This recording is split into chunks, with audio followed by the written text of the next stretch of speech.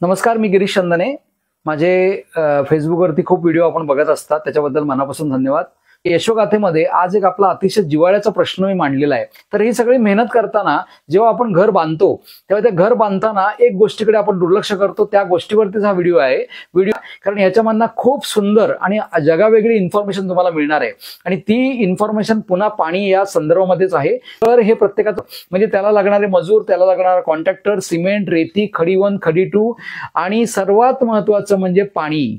आता या पाण्यावरती एक गंमत अशी होते की सगळ्या गोष्टी बाहेरून येत असताना मात्र पाणी ही जी गोष्ट आहे ती गोष्ट मात्र तिथली आहे तीच वापरली जाते किंवा ती आजूबाजूच्या सगळ्या जिथे कुठे जवळ मिळते ती वापरली जाते आणि इथेच आपली फार मोठी एक घोडचूक होते। तुम्ही घर बांधता त्यावेळी सिमेंट जेवढं महत्वाचं आहे तेवढंच किंवा त्याच्यापेक्षा मी असं म्हणेन की 1 ते 2% जास्त हे तुमचं पाणी महत्वाचं आहे। आता हे कसं हे समजूया।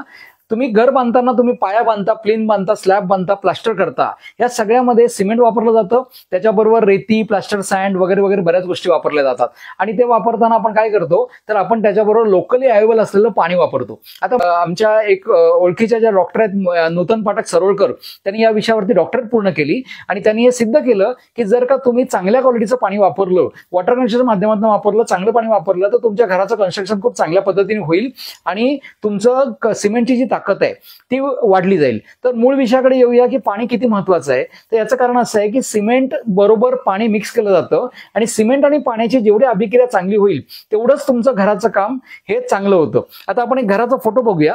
तर बघा, हे असं घर या पद्धतीने बांधलं जातं। यामध्ये जे काही बांबू, परांची वगैरे वगैरे जे काही सामान लागलंय हे सगळं सामान तुमचं बाहेरून येतं। फक्त एकच गोष्ट इथून लोकल विहिरीची, बोरवेलची किंवा जिथून कुठून पाणी जवळ असेल तिथलं आणलं जातं, तर ती गोष्ट म्हणजे पाणी। तर पाणी लोकल वापरल्याने काय काय तोटे होतात।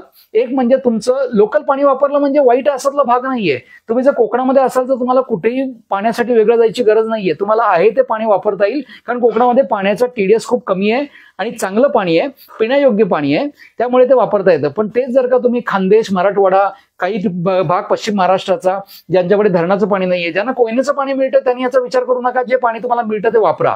पण मुद्दा एवढाच आहे की जर का तुम्ही चांगलं पाणी वापरलं तर तुमच्या कन्स्ट्रक्शन मध्ये, घरामध्ये चांगल्या पद्धतीने तुमचं घर होईल। आणि त्याच्यावरती मी येतोय की पाणी आणि सिमेंट याची अभिक्रिया तेव्हाच चांगली होते जेव्हा तुमचं पाणी चांगलं असतं। आता चांगलं पाणी म्हणजे काय, ज्याचा TDS हा कमीत कमी 150 पेक्षा कमी आहे, ते पाणी तुम्ही चांगलं पाणी म्हणून म्हणू शकता। नाहीतर तुमचं पाणी जे आहे ते क्षारयुक्त असतं, मग त्याला तुम्ही वॉटर कनेक्शनचा पर्याय आहे ते वापरू शकता, म्हणजे ती एक ट्रीटमेंट झाली। पण जर का मला कोणी विचारलं की सर आम्हाला घर तुमच्या म्हणण्यानुसार चांगलं बांधायचं आणि आम्हाला चांगलं पाणी वापरायचं, तर आम्ही काय करू, तर मी त्यांना सल्ला देईन की तुम्ही ROचं पाणी, पिण्याच्या क्वालिटीचं जे पाणी आहे ते घेऊन या। मग पुढचा प्रश्न असतो की सर ते आम्हाला परवडणार कसं। एक लक्षात घ्या, जेव्हा तुम्ही 50 लाखाचं घर बांधता तेव्हा तुम्ही साधारणपणे 10,000 किलो सिमेंट वापरता। 10,000 किलो सिमेंटच्या मागे तुम्हाला फक्त 5,000 लिटर पाणी लागतं। मग जर तुम्हाला 50 पैसे पर लिटर जरी खर्च पडला तरी तुम्हाला 2,500 रुपये खर्च येणार आहे। त्या 2,500 वरती तुम्ही असा विचार करा की 2,500 रुपये मला टाकीसाठी, साठवण्यासाठी वगैरे वगैरे लागला, तरी पण तुमचा खर्च 5,000 पेक्षा जास्त जाणार नाही। 50 लाखाच्या घराला 5,000 रुपये तुम्हाला खर्च येईल। मग ते पाणी कुठे वापरायचं, तर जिथे जिथे तुम्ही सिमेंट मिक्स करता, प्लास्टर करताना, स्लॅब बनवताना, कॉन्क्रीट मिक्स करताना, तिथे तुम्ही ROचं पाणी वापरा आणि तुमचं कॉन्क्रीट बनवा। ते अतिशय चांगल्या क्वालिटीचं कॉन्क्रीट तयार होतं आणि त्याला खर्च येतो फक्त 5,000 रुपये। आणि चांगलं असेल तर तडे जाणार नाही, स्लॅब चांगला होतो। आता एक उदाहरण देतो, जो आता माझा व्हिडिओ तुम्ही आता या घराचं काम आपण गिरीश चंदने सरांच्या वॉटर कंडिशनर मार्फत केलेलं आहे। तर मी ऍक्च्युली काहीतरी असं शोधत होतो की ज्यानं घराच्या बांधकामाला कुठं क्रॅक जाणार नाही किंवा काय होणार नाही, या माध्यमातून मी फेसबुकवर सर्च केलं। त्यावेळेस मला त्यांचं जे वॉटर कंडिशनर आहे त्याच्याबद्दल माहिती मिळाली आणि मला डिपॉझिट तत्वावर युनिट दिलं एक, त्या युनिटचा मला प्रचंड फायदा झाला। इथं असं हे युनिट बसवलेलं आहे, अतिशय सुंदर परिणाम मिळाले।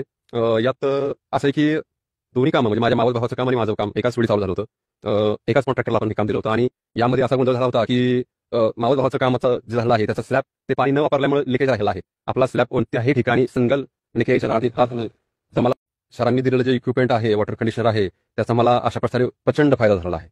कुठेही सिंगल क्रॅक नाहीये, अगदी जवळूनही पाहू शकता।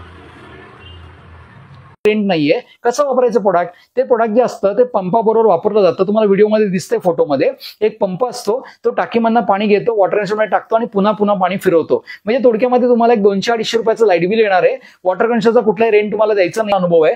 तो अनुभव त्याने असं सांगितला की साधारणपणे कॉन्ट्रॅक्टर लोक काय करतात की प्लास्टर करताना, भिंतीवरती प्लास्टर करताना ते काय करतात, ते म्हणतात की सर आम्हाला ती सँड प्लास्टर वेगळी आणून द्या, त्याचा रेट साधारणपणे 9,000 रुपये ब्रास आहे, 8,000 रुपये ब्रास आहे.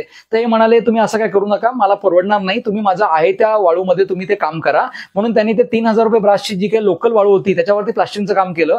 आणि तुम्ही या व्हिडिओमध्ये पुन्हा बघू शकता की जो त्यांनी व्हिडिओ पाठवलाय त्याला अजिबात एकही तडा गेलेला नाहीये, कुठेही त्याचा तडा गेलेला नाहीये, एक सिंगल तडा गेलेला नाही. हे काम तुमचं चांगलं पाणी करतं, तर एकदम चांगलं होईल. आणखी एक गोष्ट चांगली होते ती आम्हाला संतोष पानसरे यांनी सांगितलेली आहे, त्यांनी पण हे वापरलेलं आहे.